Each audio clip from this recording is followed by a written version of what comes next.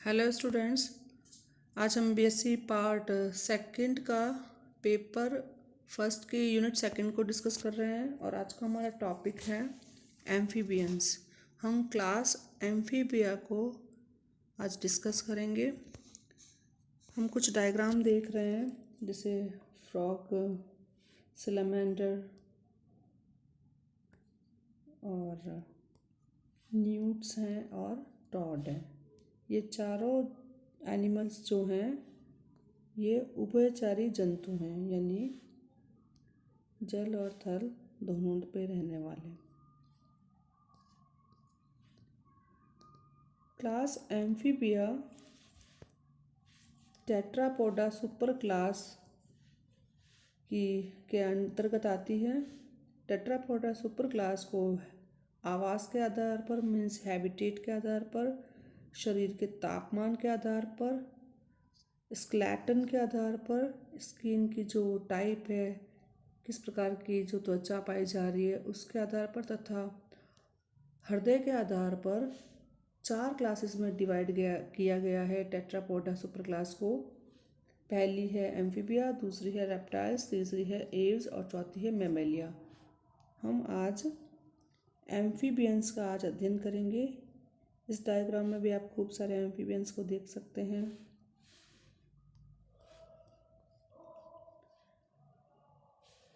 ये snack like structure जो है, स्नैक लाइक जो एनिमल है ये भी एम्फीबिया है।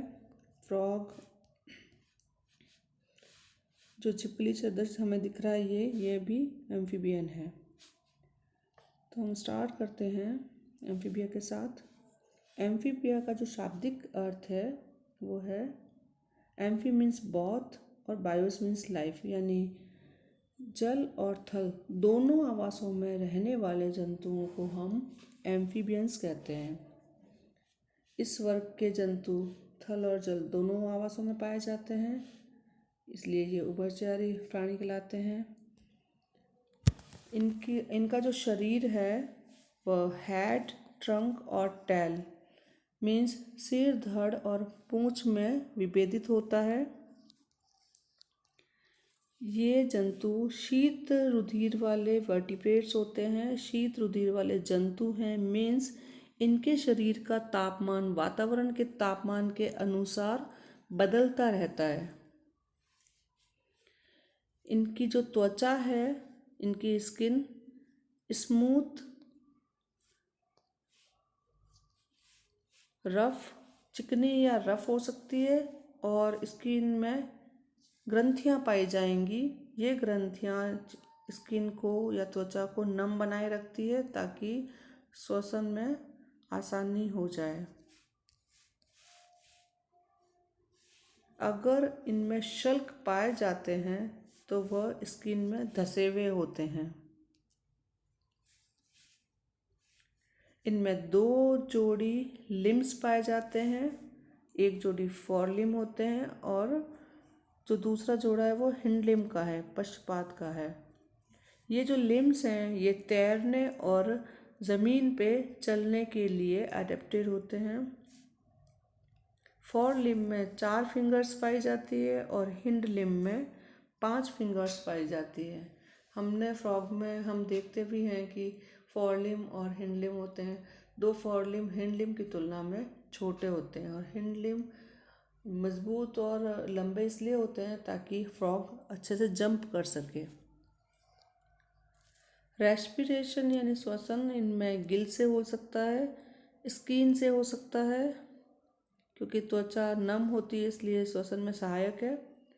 लंग से भी हो सकता है और बक्कोफेरेंजियल कैविटी से भी होता है। डिपेंड करता है कि एनिमल कौन सा है। बक्कोफेरेंजियल कैविटी मीन्स मुख रसनी गुहिका।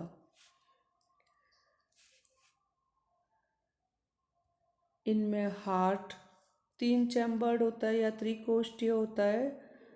2 ऑरिकल्स पाए जाते हैं, 2 आलिंद और 1 निलय हृदय में पाया जाता है।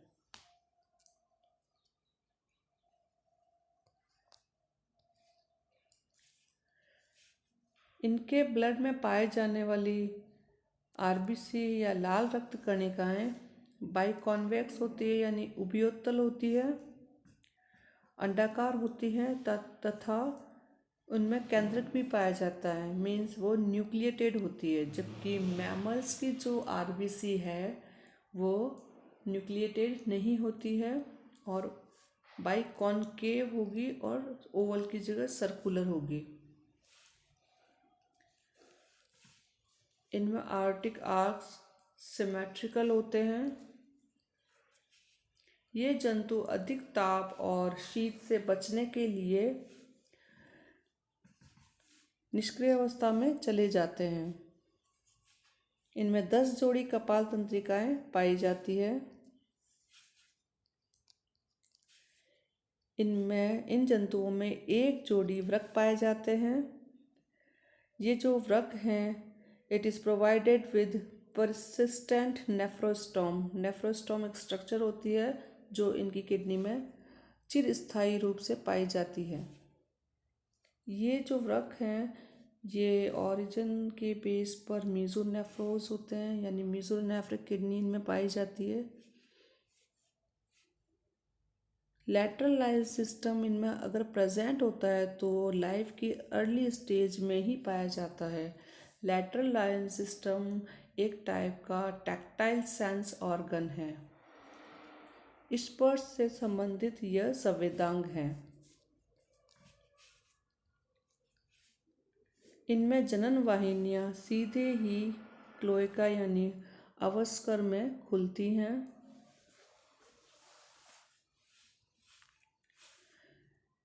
इनमें जो एग हैं वो जिलेटिनस होते हैं। Eggs with gelatinous covering, eggs के चारों ओर, अंडे के चारों ओर जिलेटिन का कवच, और अंडे वाटर में दिए जाते हैं। ये प्राणी यूरिया को उत्सर्जित करते हैं, इसलिए इनको यूरियोटेलिक एनिमल्स कहते हैं। बाह्य कर्ण इनमें एब्सेंट होता है, लेकिन मिडिल ईयर में मतलब मध्य कर्ण में इनमें एक ऑसिकल पाई जाती है जिसका नाम है कॉल्यूमेला। हमारे मीन्स मैमल्स के मिडिल ईयर में 3 बोन्स पाई जाती हैं, इनकस, मेलियस और स्टेप्स। बट इनके मिडिल ईयर में एक ऑसिकल होगी जिसका नाम है कॉल्यूमेला। फर्टिलाइजेशन एक्सटर्नल भी हो सकता है, यानी बाह्य भी हो सकता है और आंतरिक भी हो सकता है। बाह्य मीन्स आउटसाइड द बॉडी हो, शरीर के बाहर निषेचन हो, शरीर के बाहर एग और स्पर्म का संयुग्मन हो, तो हम उन्हें उस फर्टिलाइजेशन को एक्सटर्नल फर्टिलाइजेशन कहते हैं। और अगर निषेचन शरीर के अंदर हो तो हम उसे इंटरनल फर्टिलाइजेशन बोलते हैं। एम्फीबियंस ओविपेरस होते हैं, यानी अंडे देने वाले वर्टिब्रेट्स हैं या अंडे देने वाले प्राणी हैं।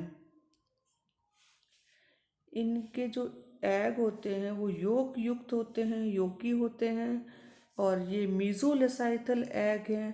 एग को योग की मात्रा के आधार पर डिवाइड किया गया है। तो ये जो एग हैं एम्फीबिया के, ये मीजोलेसाइथल यानी मध्य पीत की अंडे हैं। मीन्स इनमें जो पीतक यानी योग जो पाया जाता है वो न तो ज़्यादा मात्रा में होगा न बिल्कुल कम मात्रा में होगा, मध्यम मात्रा इनमें पाई जाती है। इसलिए इनके जो एग है ये मध्य पीत की कहलाते हैं।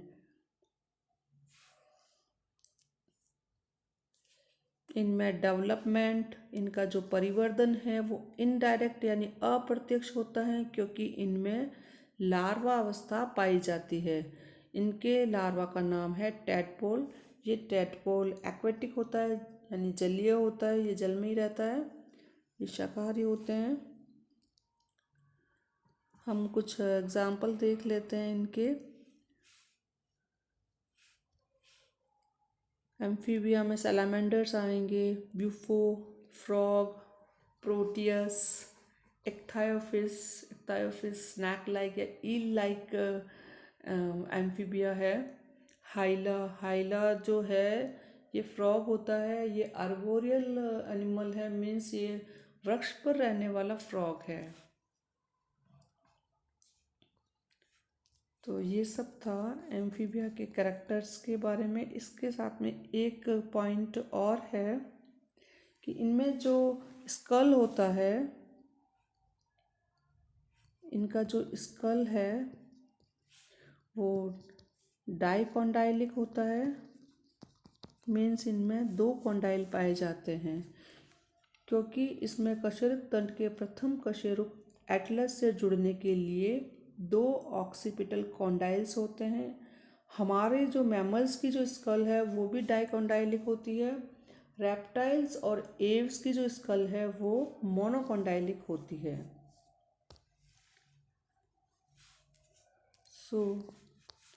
आज हमने पढ़ा एम्फीबिया के जनरल कैरेक्टर्स के बारे में। नेक्स्ट लेक्चर में हम एम्फीबिया के क्लासिफिकेशन को जानेंगे। Thank you very much for watching this video.